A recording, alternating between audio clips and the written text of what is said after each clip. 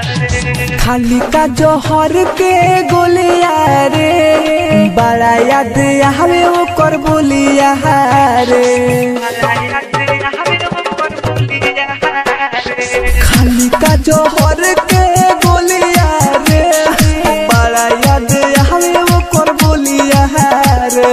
निंदियो नया हवे है याद सतावे दोसरा घरे जाई डोलिया रे। खाली का जोहर के गोलिया रे बड़ा याद आवे ओकर बोलिया रे। म्यूजिक डायरेक्टर कंचन राज, नीम चौक चौसीमा वैशाली।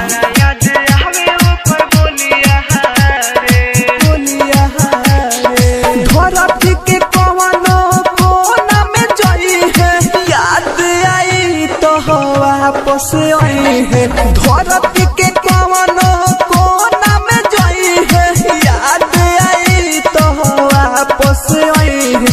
टूट गई नहीं आके डोरिया रे, टूट गई नहीं आके डोरिया रे बड़ा याद आवे ओकर बोलिया रे।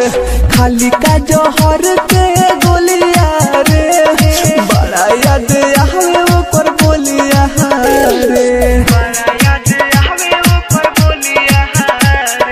DJ Kanchan Raj, DJ Kanchan Raj. अलबेला रिकॉर्डिंग स्टूडियो सिमरा, नीम चौक चौसीमा वैशाली। राइटर गुडू गोला देना से बताइनी प्यार लगे खाली नाम लगवाइनी।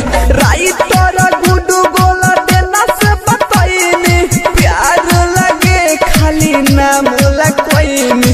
अमरजीत